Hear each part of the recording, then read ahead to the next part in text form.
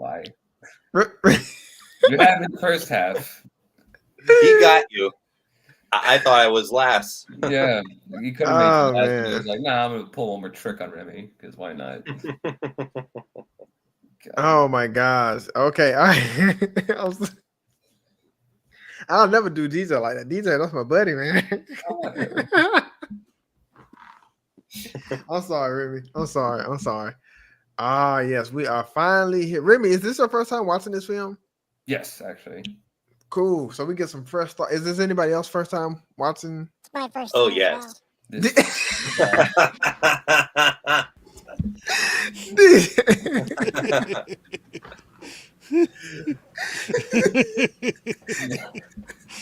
that caught me off guard.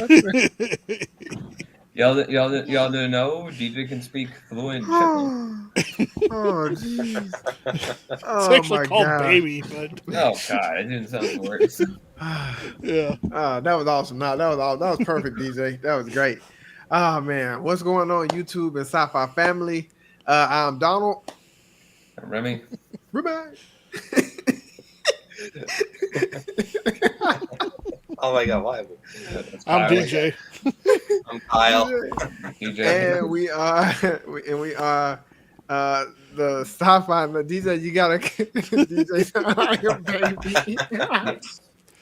Yes, I got a new audio toy and playing around with it. Ah man, Yeah, that is fun. nah. That's cool. That's cool. Tonight we're going to be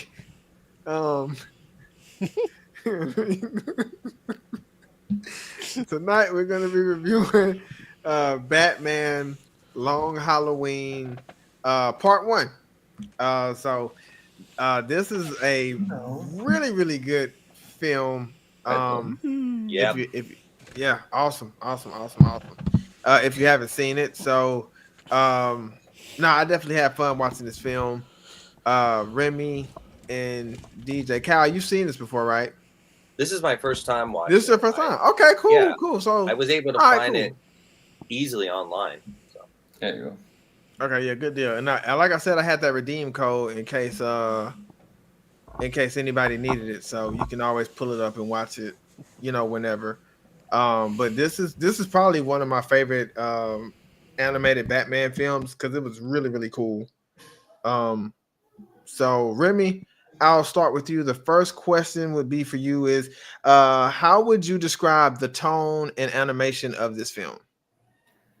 Well, for starters, the tone of this movie takes itself very, very seriously. Like, it's definitely one of the more serious Batman movies out there. Just by the fact that, like, it starts off, like, right away with a murder. And kind of just like, huh. All right, then I guess we're not doing the Adam West take. I guess we're doing more Burton than we're doing Adam West. So, okay. Or Nolan, I guess you would say. Yeah, the tone itself takes itself very seriously. It kind of, and the animation style too is like, kind of like reminds you like those like the olden kind of like golden age comic book style almost, especially like the way like the settings and the backgrounds all looked where they kind of had like that kind of retro style to them, like very 40s, 50s, especially with like the cars. So Yeah. So I kind of like that take that they had on the like overall aesthetic of the movie. Yeah, no, the animation was it was definitely cool, especially when I first saw it. I was like, dang, this, and the animation was clean too. It was like really clean. Yeah, didn't look bad. Yeah, that's one of the best things I liked about the film, actually. Kyle, what about you? How would you describe the tone and animation of this film? I would say it followed pretty well with the original graphic novel, and it really took it way seriously, like Remy said. I think this was like a great story. It can definitely tells how is that serial killer doing every holiday, and this is basically like a murder mystery, and you're trying to like find out who's that suspect. And first, everybody thinks it's the Joker, but no, it's actually someone else who's actually trying to kill someone else in the family. So it's basically a wild goose chase. That's why I would put that with. Okay. No, that's a good one. Wow, good. I like that. What about you, DJ? How would you describe the tone and animation of this film? I don't know how else I could describe it. God. Stop.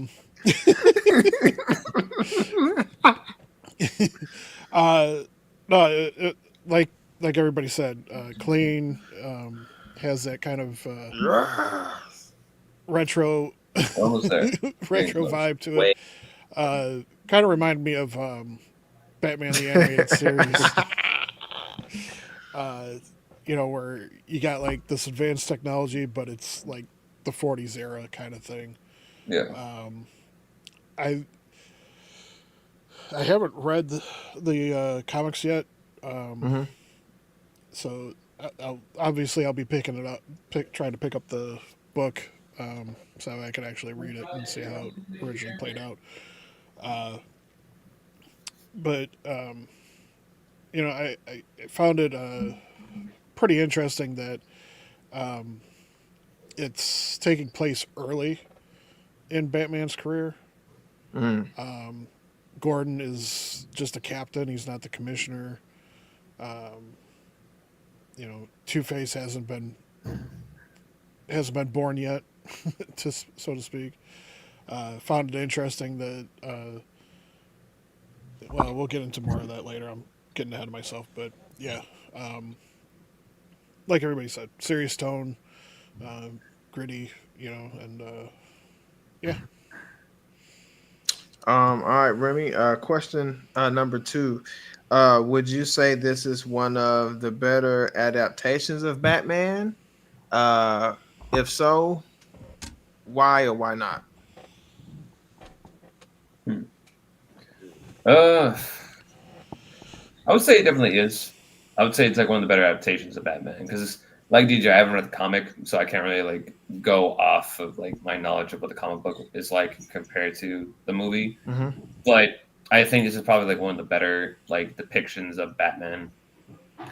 Like I would say it's nothing like really too like out there or like anything else like kind of like that memorable. It kind of is just.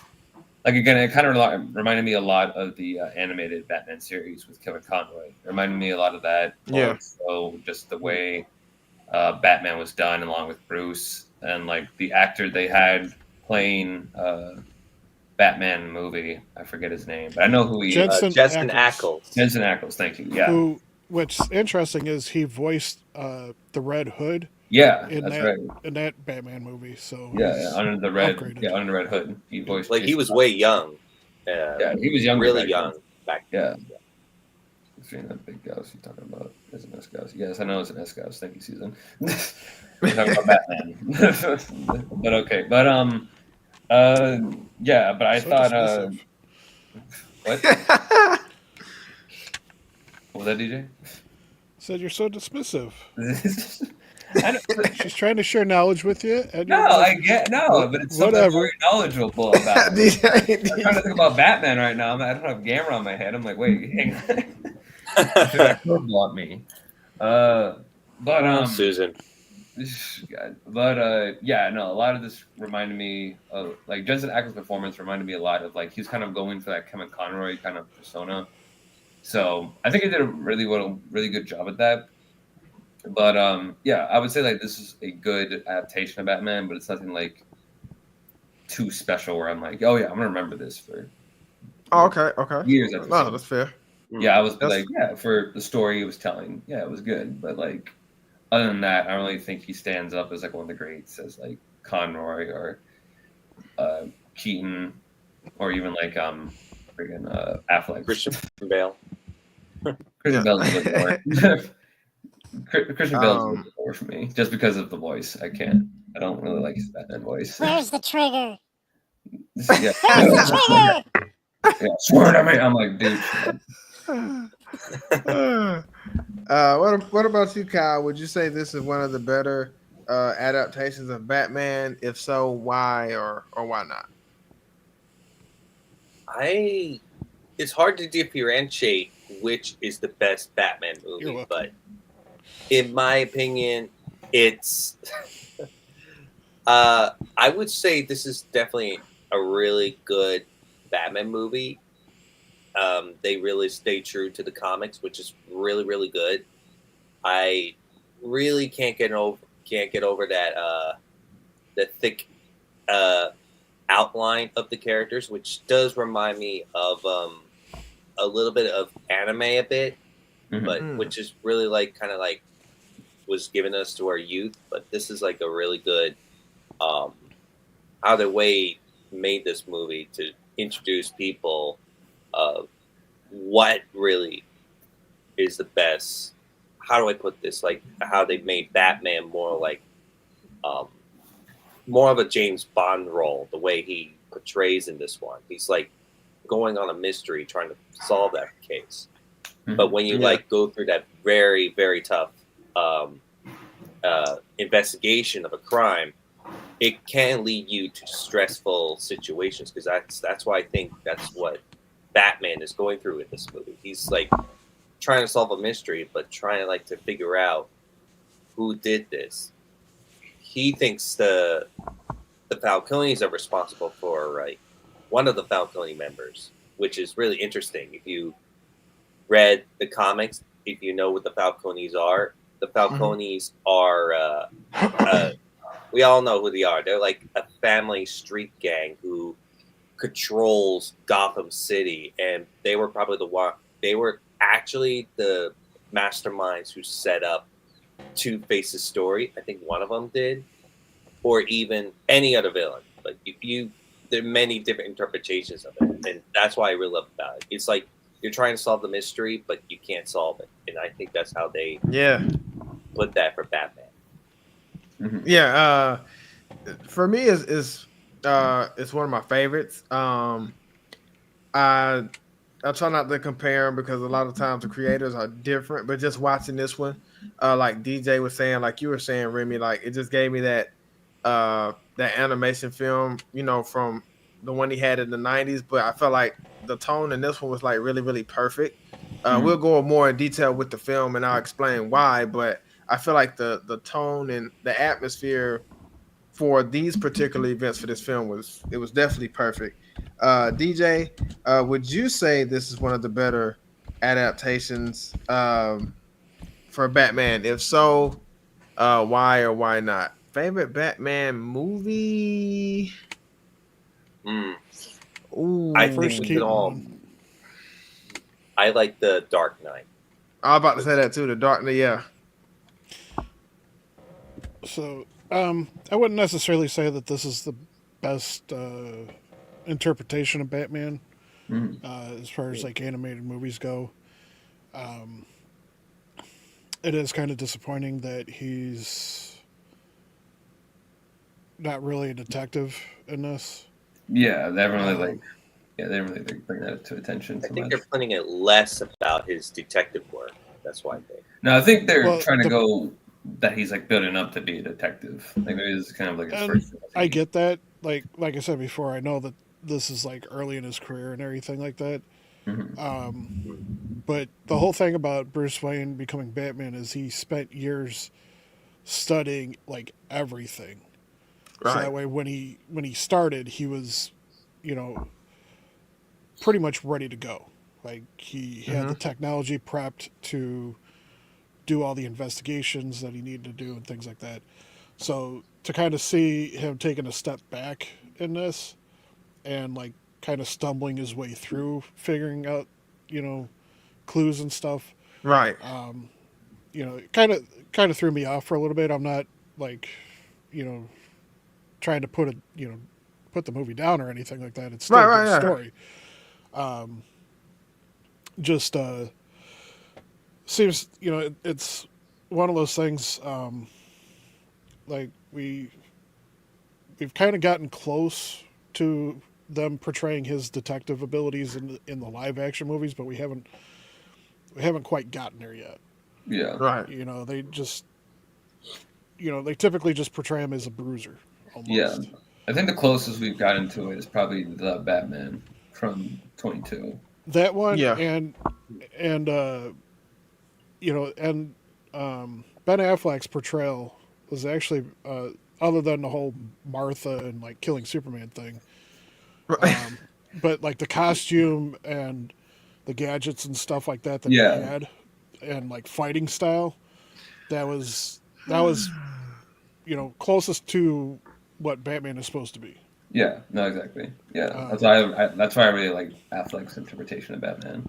Yeah, And he's like one of the best parts of Batman v Superman. yeah.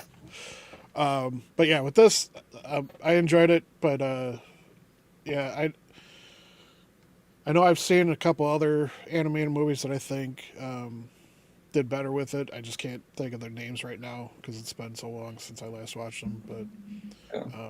But I'm definitely interested in watching the second part. So I'll have to. See. Yeah, so the second part is the third part is really good. Don't bring up the Flash, please. That's not the Flash. The Flash was Grant Gustin on the CW. Yeah, that's the Flash. That's the real Flash. What we've seen with the Snyderverse, that ain't the Flash. Yeah, that ain't the Flash. Yeah, Barry Allen's the Flash. Don't bring up the Flash, please. All right, Remy, third if you question. want to see a good Flash, go back to the '90s with the TV show. Yeah. Oh yeah, I remember that. Like I remember that. Justice League or Justice League Unlimited. There you go. There's a good. Right. Yeah, Those there are you good go. too. There you go. Yeah. Those are my definitive examples of the heroes. Everything else, I'm like, take it or leave it. That's when they used to do the good crossovers. Like they'd be on Static Shock, or he'll be. I remember that. I remember that. I remember they did a Static Shock. Keep talking, Susan. Yeah. Somebody's got to drive Remy nuts. Yeah, because I can't don't know do it what. all by myself. I don't know what. And Trey. Yeah, Trey's not here. Remy, what challenges did Harvey Dent's character face in this film? That's a good question. Parking, yes. Not checking his house to see if. Gilda. That actually got me. I actually was so shocked by that. I was so sucked into the moment between him and his girlfriend or wife. I was just like, oh, that's a cute moment. Then when the house blew up, I was like, oh shit! The explosion scared me more than anything. It's not like I know, right? Even I was Yeah. just like this. I was like, are they okay? yeah, Yeah. I thought that was how he was gonna get the scars. face. Yeah. But then they didn't. Yeah. I was like, oh, I guess they're gonna. Oh, I can't tell you how that happened. It's cool how it happened though. Ah, damn. All right then. But yeah, I think like I think what's so interesting about Harvey's character is that he starts off as like this very moral, good guy, lawyer or attorney. District attorney. Yeah, district attorney. Yeah, that's the same thing. But this is, we know gotta go specific, Kyle. But yeah, Right. Right. But yeah, with the way I've always found it interesting with Harvey's story, where he starts off like this very kind of like good guy that wants to hold the law and do justice, and his character arc is basically him going down a downward spiral of just realizing that the justice system is not working the way it's supposed to, and it's almost corrupt in a way, and that sort of alters his motives, and that makes him a bit more chaotic, where he's like, I'm gonna flip a coin and I'm gonna decide if you live or die.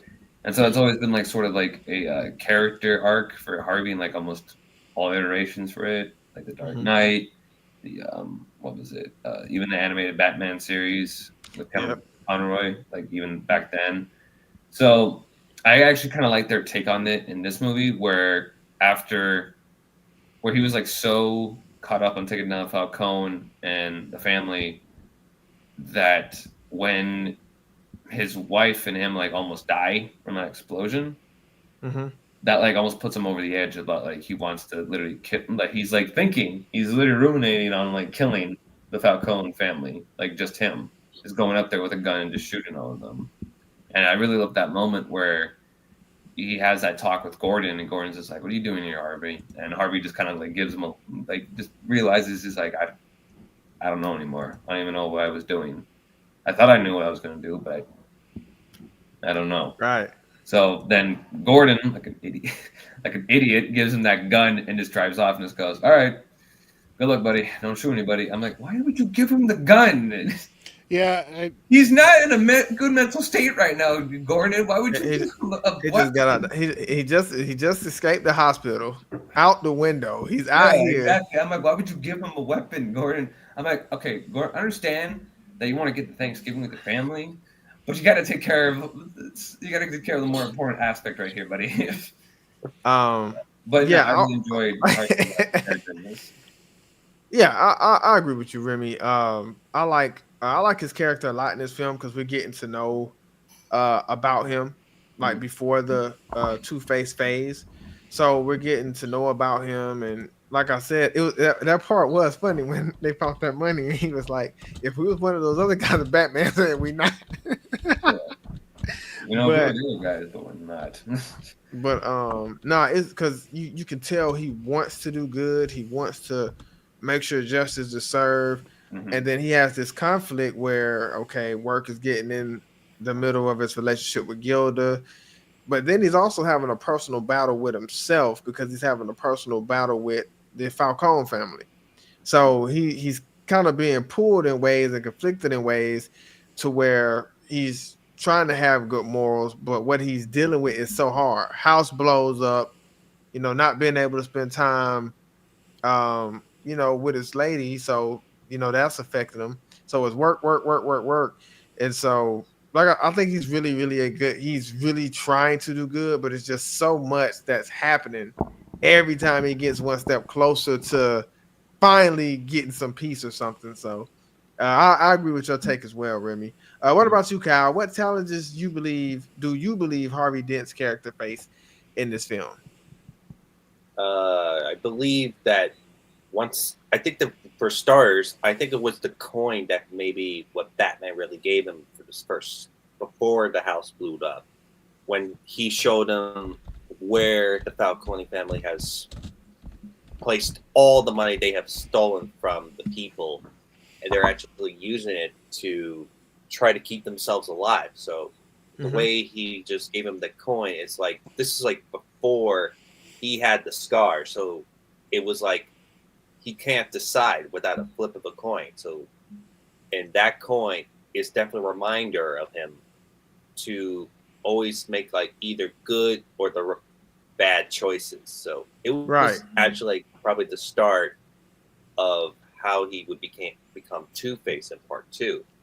And Josh Demensel, I believe I'm getting his last name wrong, who was in the Transformers as I think it was the Colonel, I think. But the way I could tell his tone, the way he approached the character, is like he's trying to figure out what really would make him so angry. Like what's really keeping him from reaching that goal that he's trying to do good, but all of a sudden he's feeling the corruption in his mind that he's going down to the wrong path. So I think that's what really is what really triggered Dent in this story. That's a good answer. I like that, Kyle. What about you, DJ? What challenges do you believe Harvey Dent's character faced in this film? Well, before I get into that, just wanted to point out, with regards to the coin, Batman knew what coin he was giving Harvey. It was double-sided heads coin. Yeah, I almost forgot about that. Yeah, so he made the decision for both of them, but he wanted Harvey to play that out for himself. Right. But anyways, as far as the challenges, in this they do a good job portraying him wanting to, abide by the law and do the right thing by bringing this crime family to justice. But getting so tired of the sleaziness and the slipperiness that they kept getting away with things, and finally getting so close to having the answer, having a witness to turn tail and the person getting executed before he can testify, and just wanting to cross that line and just take the justice into his own hands, and Right. execute Falcone to just be done with it, you know. So they definitely did a very good job of portraying that throughout the movie, I think. Yeah, they did a really good job. I love like I said, the build up and lead up until he gets Ignore it. Just keep going. Ignore it, please. Just keep going. How can we, Remy? I have roommates, people. Just do. Roommates that don't I'll close the just door. pretend I didn't see them. Roommates that don't close the door when they leave.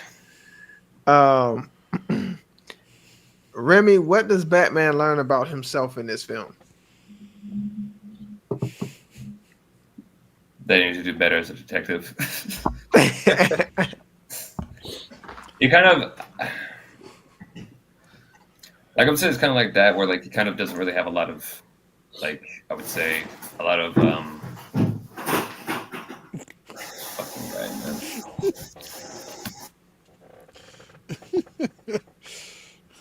Jesus, fucking annoys the shit out of me. Anyway, sorry, people. Need to build yourself a sound booth.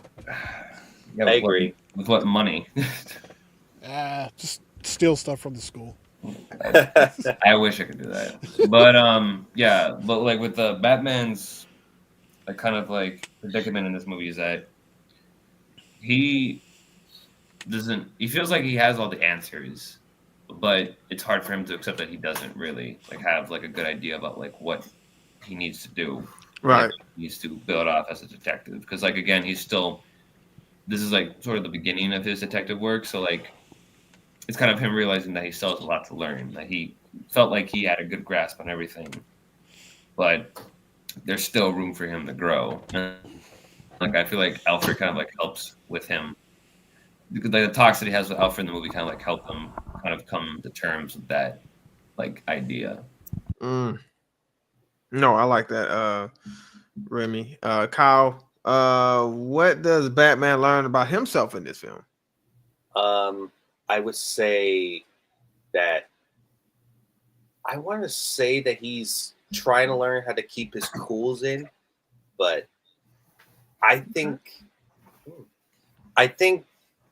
the way I see, he's more like a younger version. This is like way before he actually learns how to control his anger, because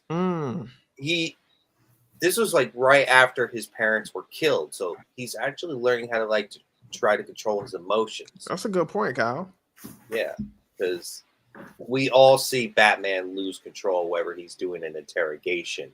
Because I think when you like lose a family, you somehow don't have them like to tell you what to do. Like basically, you're trying to be good, you're trying to be calm, but you have your emotions that are like get the best of you. And I think that's what Batman's trying to do. He's trying to learn how to control his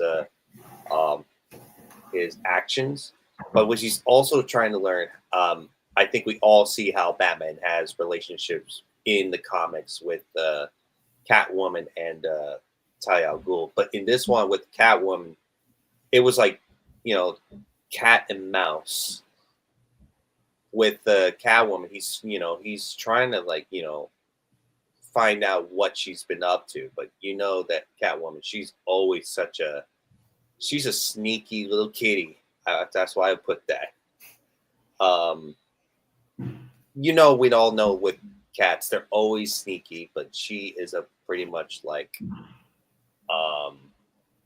she's that she's doing bad, but she's just trying like probably, I think she's just trying to help Batman, but there's something a little bit like she's hiding from him or something. I think Batman is still trying to figure out what to trust or not.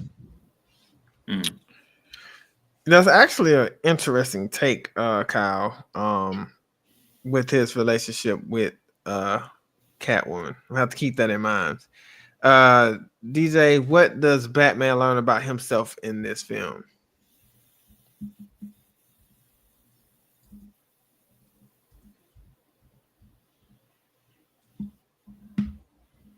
I can't hear you, DJ. I think you're on mute. Yeah, sorry. Oh, okay, there we go. He's too quick to judge. That's a good point. He's too impulsive in this. He gets like one little clue and he thinks he's solved the case, kind of thing. And that he's he hasn't quite learned yet that he really can't do the superhero thing and romance thing. Yep. Which I found it surprising that they made it where she knew his true identity already. Yeah.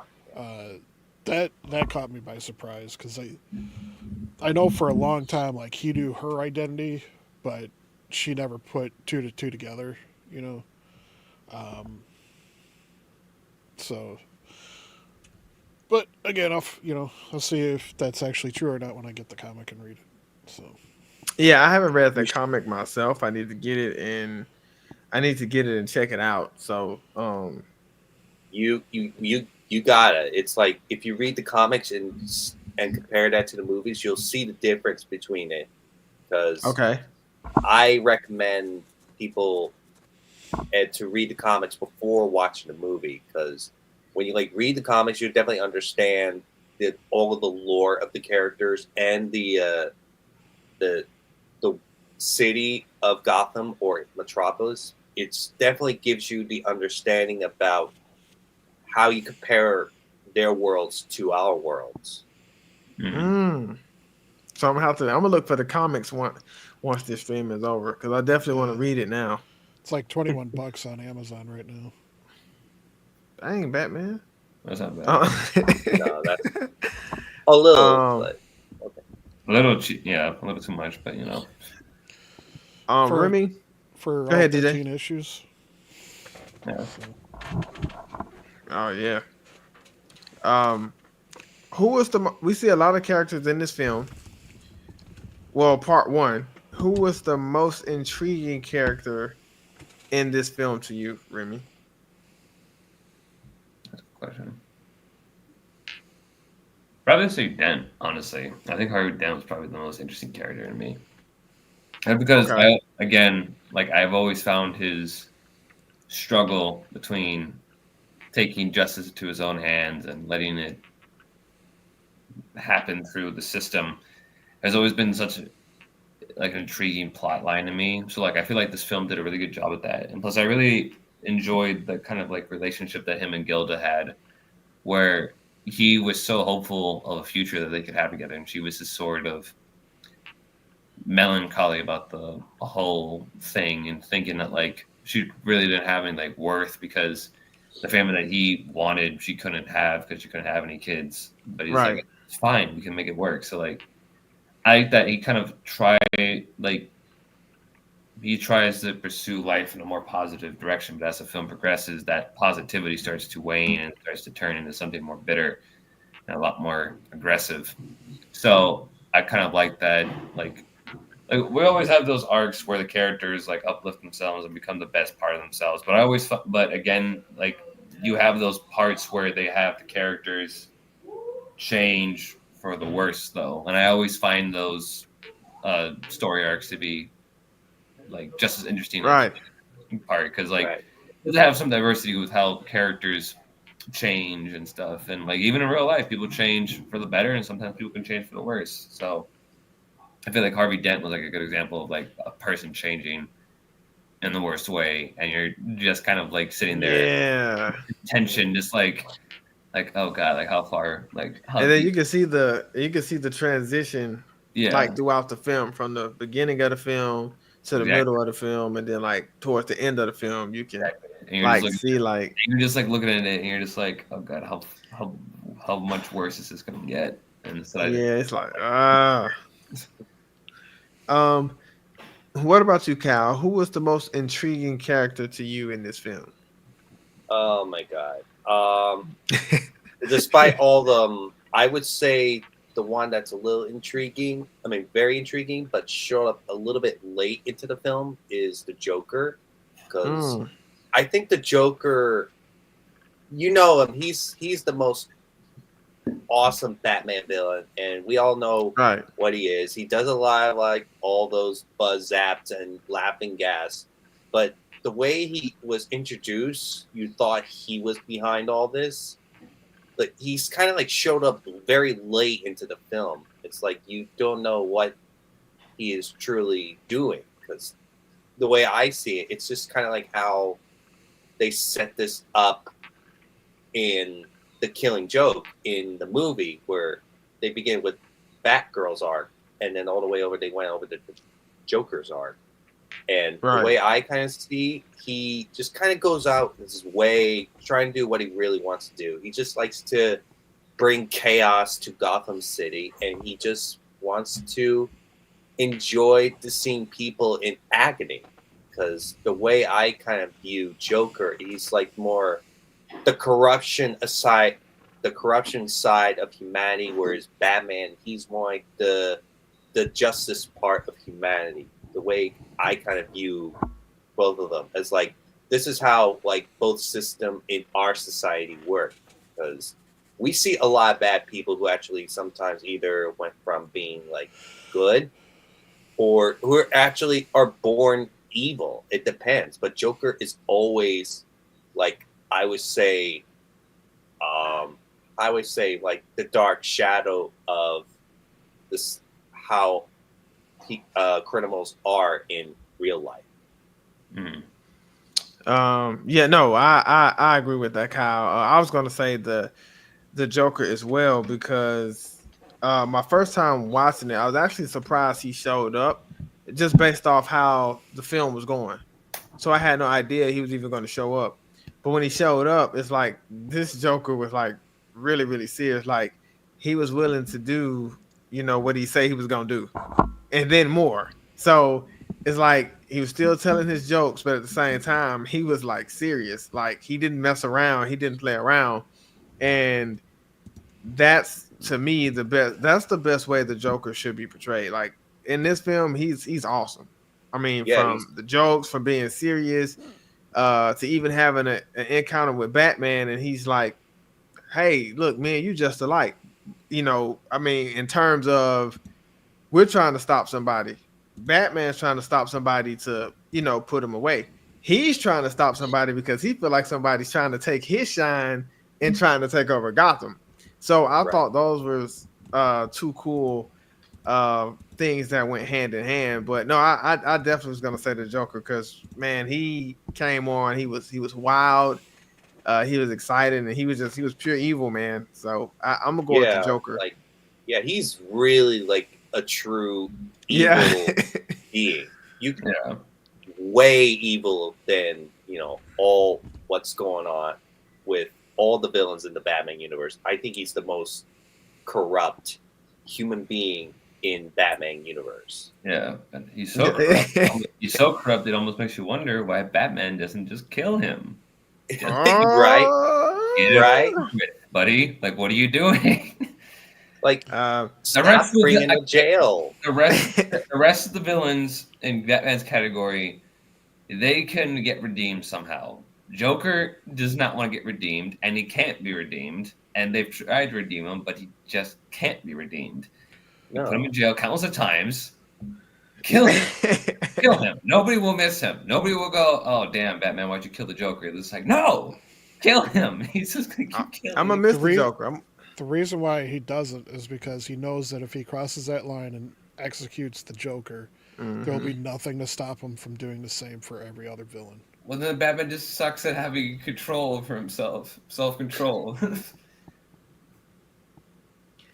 I think like the one time I agree with like Red Hood, I'm like, no, kill him. The rest of the villains, no, sure, give him a second chance. Him though, no, kill the Joker. Enough with him. Yeah, like he's done like way worse. He's gone like from shooting Barbara, Batgirl in through the spinal cord. He's like brutally tortured Jason, and he's done like so many worse things that he's done. But when you have an addictive personality, if you dip into your addiction, it's very hard to step back out. But Batman doesn't really have a killing addiction. He just has an addiction to beat Right, the That's right. because So, he hasn't dipped his toe in, but he understands yeah. that he rides that razor's edge. He knows that as soon as he steps over, that's it. He Well, understands that about himself. And then I believe it's a few adaptations of him where he look at like his parents getting killed is another reason why he chooses not to do it. I can't remember which Batman it is, but they have some adaptations where he's like, I don't want to do what happened to my parents, so I got to find another way to Yeah. like get justice for him. I can understand that too. Like again, I understand why he doesn't do it. I've always just found that I've always just find it funny. Just like, okay, kill Now, if Joker. you want to see a Batman that kills, you could read the alternate universe storyline where Isn't it his Batman? father's Batman. Yeah, I remember that. Like his That one father, kills. yeah. Bruce dies and Martha dies. So that's No, when Bruce's dad is. She doesn't die. Oh, she Only doesn't Bruce die? does. Oh. She becomes the Joker.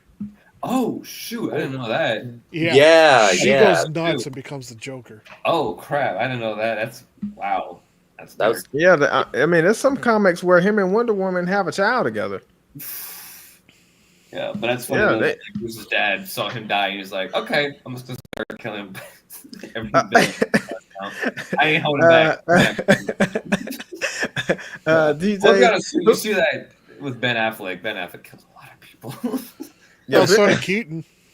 yeah. That is true. Keaton killed a lot of people too, and you're like, huh? Like I said, no Oh, clue. boy. I don't know. Yeah. Yeah, I just no, I mean, but this I don't know. This was this Joe, and I think like DJ was saying, this Batman, he's still trying to figure out like he know he's Batman, but it's like he's still missing a piece of his identity. I would say so. DJ, you're up. Well, he was well aware about that. yeah. Who was the most intriguing character to you in this film, DJ? Probably going to surprise you guys, but Carmine Falcone. Really? Oh, okay. really? The son or the No. cousin? No, Falcone, the main guy. Oh yeah. Because he's always talking about the family and everything, and he treats his son like garbage, and and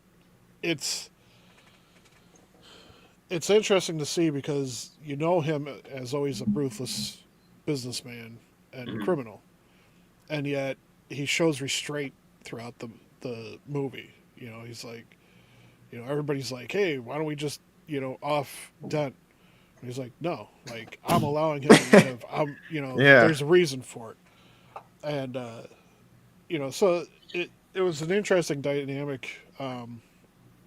Because like in the animated series, he was just the gangster and stuff, and always trying to be the top of the food chain, and Batman and other heroes were always getting in his way and stuff like that and bringing him down and everything. So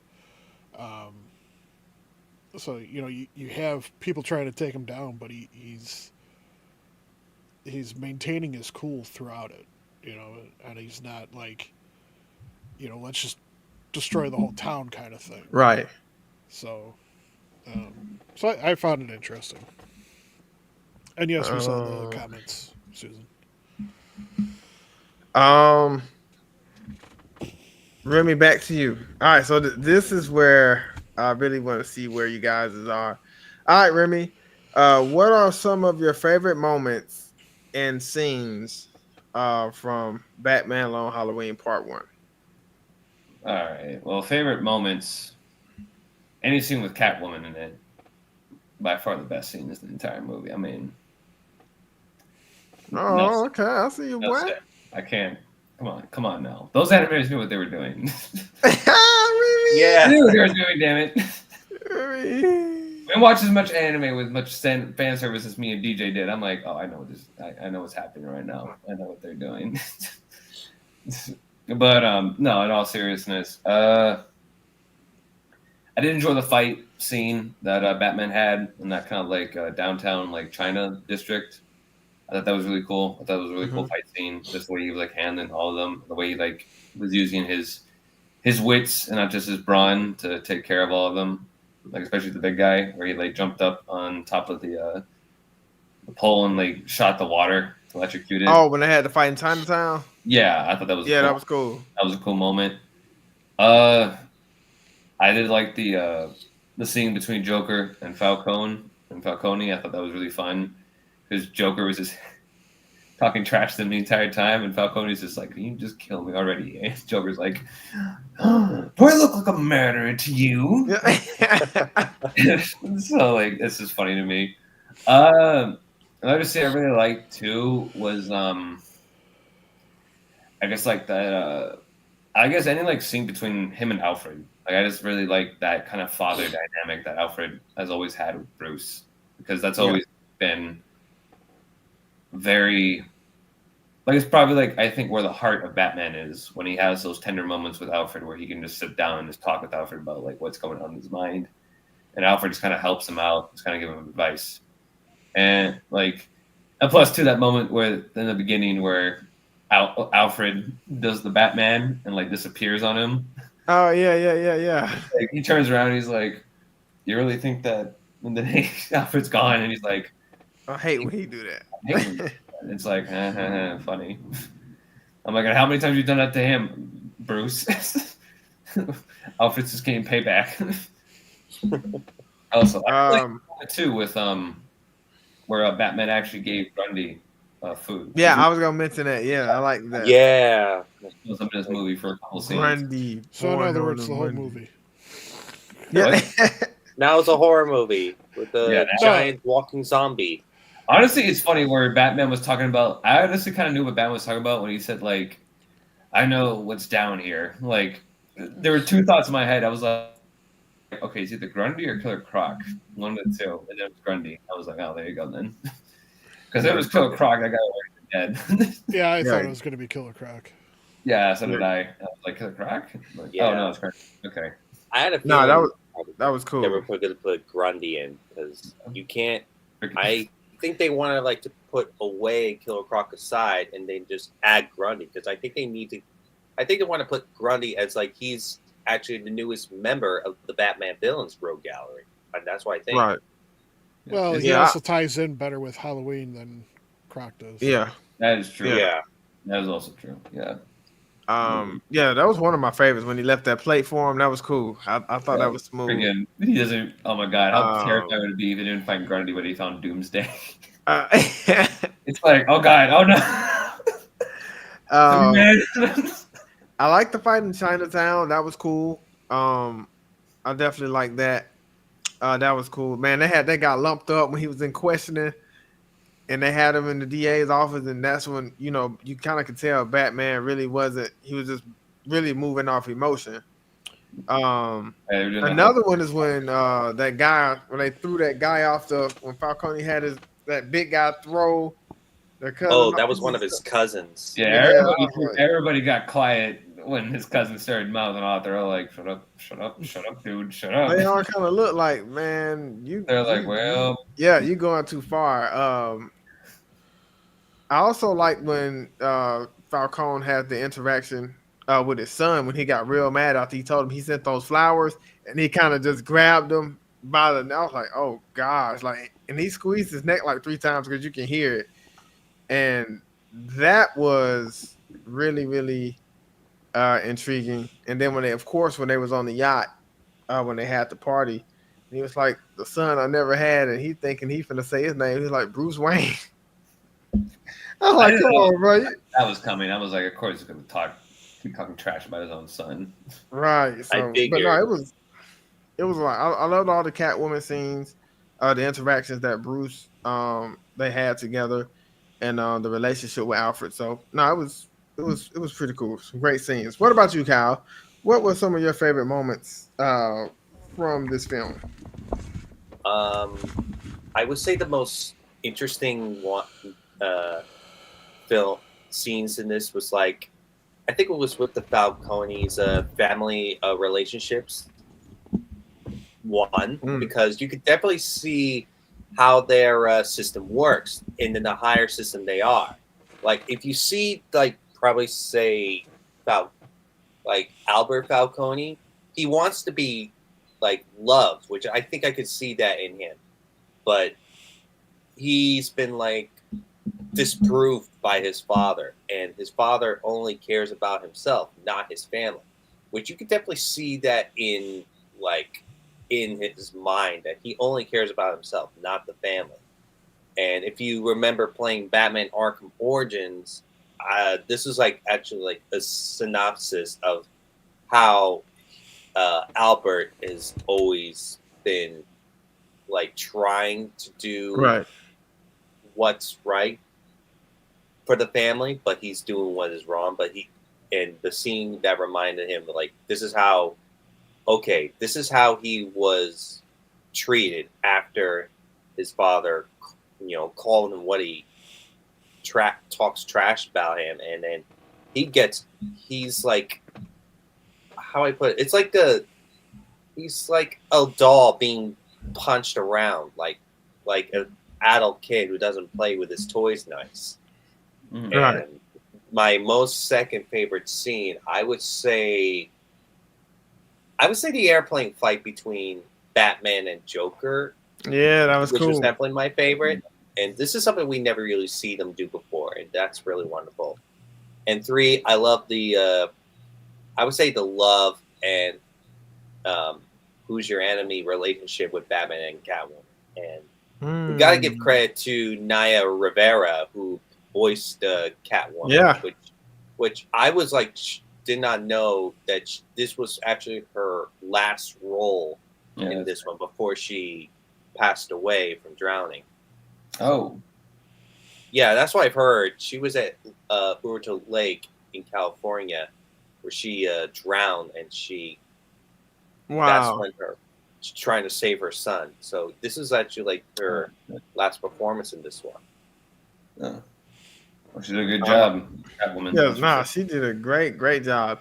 What about you, DJ? What was some of your favorite moments? Let's see, we have a question here. Which Batman weapon and car and bike did you like in the Batarangs was serious because he was actually I'm taking the Hummer from freaking the Nolan movies. I'm taking that thing. Yeah. That's great. Me going on the street. Batarangs were awesome. Burton Batmobile. Armor it up, drop the bombs out the sides. Yeah, machine guns. Yeah. Freaking the Affleck Batmobile with 2 Gatling machine guns at the top. Just take you're not bad guys. Yeah, freaking crushing. You freaking burst through the building and he crushes those guys. Like Twisted Metal. Yeah. DJ, what are some of your favorite moments from this film? I don't know if I have any that are different from what everybody else has already said, because we've already covered pretty much the whole movie. Unless I pull out something bizarre. How about this one then, DJ? I give you this one. You can take this one first. Okay. How would you describe the ending of this film? So did you see the post credit? I don't. But if it was like after the actual credits, then no. Oh, damn it, DJ! DJ, no. Oh man. Okay, why, DJ? I don't know. Well, to be fair, they rarely ever put end credit scenes at the end of these DVD movies, so you're just assuming like, oh, there must be nothing afterwards. So I don't know how we could talk about it. Oh well. All right, Remy. What? All right, so Remy, let's go to you. But DJ, when you get a chance, do check it out, brother. It's cool. It's really cool. How would you describe the ending of the film, Remy? Hell of a cliffhanger is something I would definitely say. Yeah, it's just like cliffhanger. Alberto's dead now. We still have no idea who Holiday is. Susan, the ending is intense. It's so intense. Yeah. Now what? And then the end credit scene too is just like, Oh crap! Great. Yeah, it's like It's like it can't go worse, can it? Nope, nope, nope. Never mind. It did. Wonderful. So we got to deal with that person now. So that's great. Which yeah, also, I'm like, what the hell are you even doing here? What do you have in this? like Yeah. it's a crazy It's definitely cliffhanger. like it's one of those endings where like you definitely want to see part two like right afterwards. You're like, Yeah, oh, yeah. You're next. like, what I the really do like world? doing like a kind of like ending like any ending that has a cliffhanger that can make me like want to watch the next part like immediately afterwards. I think did its job well. Yeah, it's okay. All right, okay. All right, Kyle. Out of 5 stars, how would you rate this film? I would rate that. I would say 4 out of 5 stars because a really good adaptation of the comic, and I just feel like this is a really great way to like show how Two Faces becomes Two Face and how the ranking of the family works. But I think the one thing that we probably didn't really mention in this video is the Calendar Man, which I feel like he's an actor. Oh yeah. Like I know about that he tells every fortune of what happens during the holidays. I think he's left out of the film because I thought he might be the main villain of this movie, Right. but you don't know what he's. I think he's just kind of left out. Again, I just don't know about the Calendar Man. Besides of him telling all about the holidays in Batman Arkham City, you probably know what he's talking about. So and there's also another villain who shows up in part 2 as well. Yeah. It's another Poison one that Ivy. shows up in it's another one. It's one more. It's another Ooh. one. It's gonna show up. Yeah. Yeah, it's gonna be another one. DJ, out of 5 stars, how would you rate this film? I'll go to 4 as well. It's pretty good. Good animation, good storyline, character development. Interesting take on the timeline of Batman's career. So, yeah. What about you, Remy? Out of 5 stars, how would you rate this film? Uh, I gave it a 5. I really like it. I gave it a 5. I'll give it a 4 too. I think it's like I would definitely say it's one of the better animated DC movies that I've watched. So I would like definitely like recommend it to any DC fan or any Batman fan. I didn't think I was going to enjoy it that much, but it surprisingly caught my attention like pretty well. So I was like, okay. But yeah, I agree. It had pretty good animation for the budget that they had. The voice cast for this was really well done. I think everybody did a really good job at voicing their characters. Yeah, and just the ending managed to actually make me intrigued and got me like wanting to watch the next part like right afterwards. Yeah, and so when I picked this film, I was like, I'm gonna try to pick something different. Like maybe this is something that they can get into because I love animation. And Batman is also one of my favorite superhero. But I remember when I first saw this film, I was like, dang, this is different. And I didn't know like what I was getting. But when I purchased them at the same time. And so it ended up becoming like really cool. And I was like, maybe this is something that, I think that, everybody would, check out. So, yeah. So, I thought it was great. I thought it was a great film. And yeah, that's it. We had fun talking about this film tonight. Another great night as usual. But I'm glad you guys enjoyed the film. Thank you guys for checking it out.